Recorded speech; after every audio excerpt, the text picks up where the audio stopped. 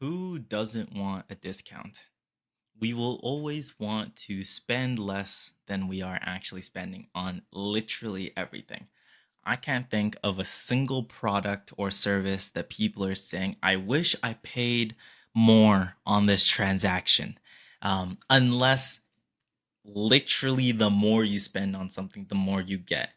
But that's a bit of a digression. I've been reading through a few 2025 insights from a few research companies, and something that I'm seeing a lot is where they say, we asked some clients inside this industry, and one of the number one barriers that they found was price, or customers of this industry are very price sensitive.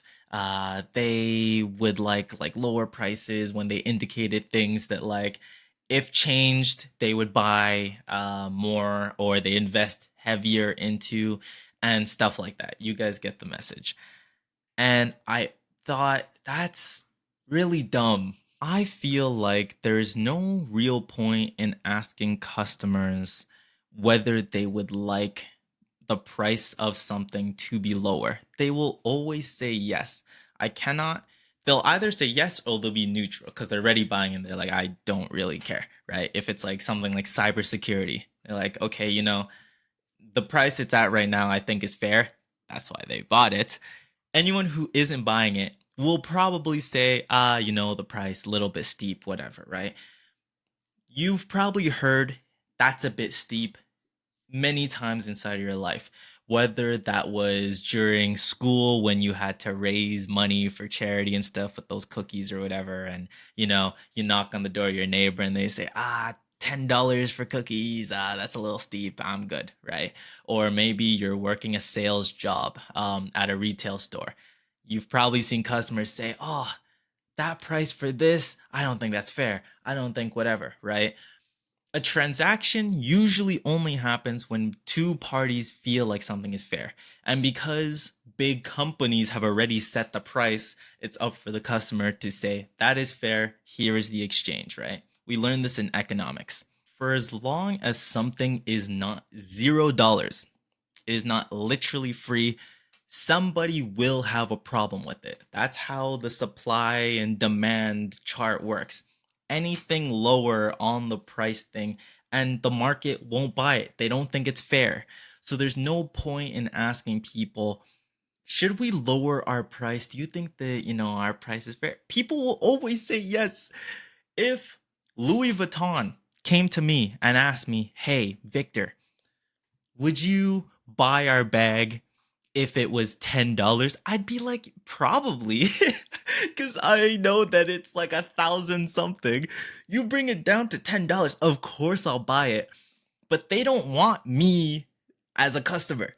They are perfectly fine with finding 10 people that will pay them $1,000 than trying to find 50 people that will pay them 10.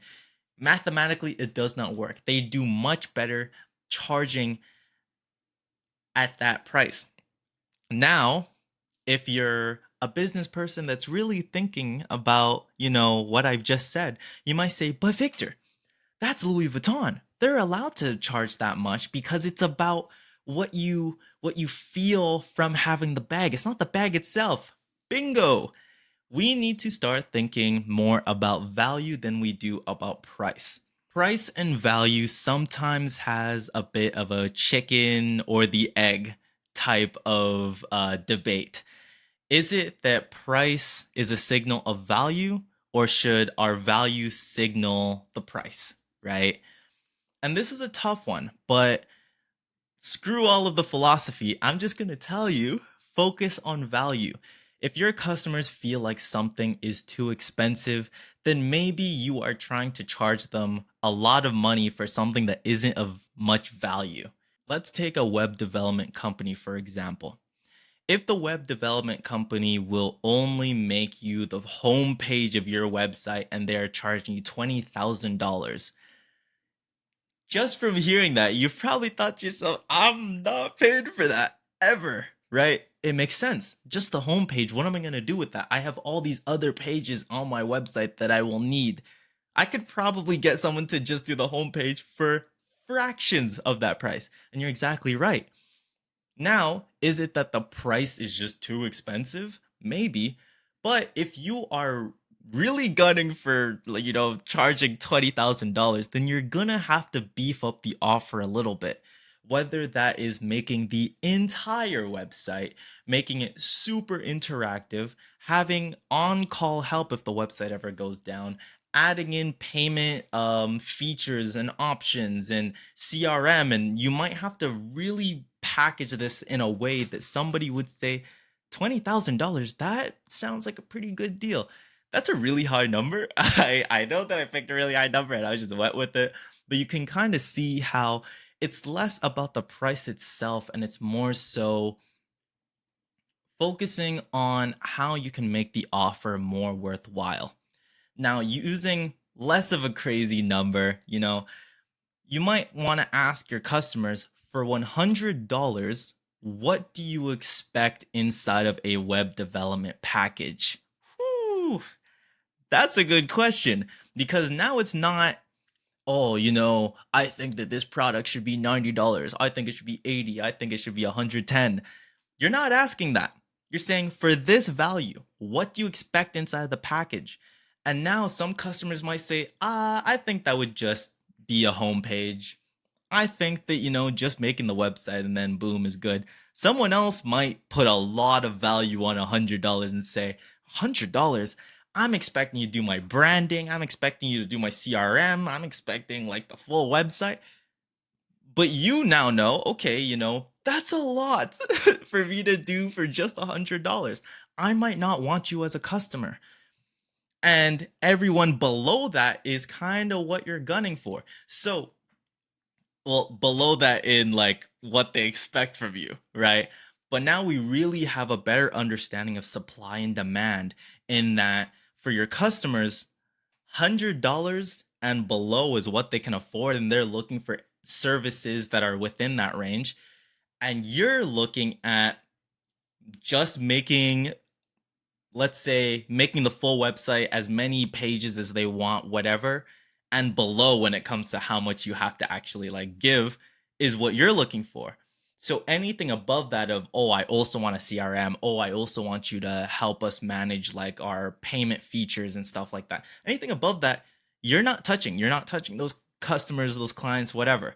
And for them, anything that is $101 and up, they're not touching. We've hit that focal point of where a purchase happens. That was a very long explanation of supply and demand, but it's very important that we understand it so that we have a better understanding of our pricing. Be value oriented, figure out how to optimize your value proposition, and then put that at the price you believe that it is worth. And you can iterate on that price based on whether customers are buying it, not buying it, what your demand capacity even is. But that is for another video. Pricing is a very, very tough thing. That's why it's one of the P's of marketing. And it's very, very important that we bring it down to a T and we better understand it so that we can better service customers, but then also make a profit in a sustainable way because business is already scary as it is.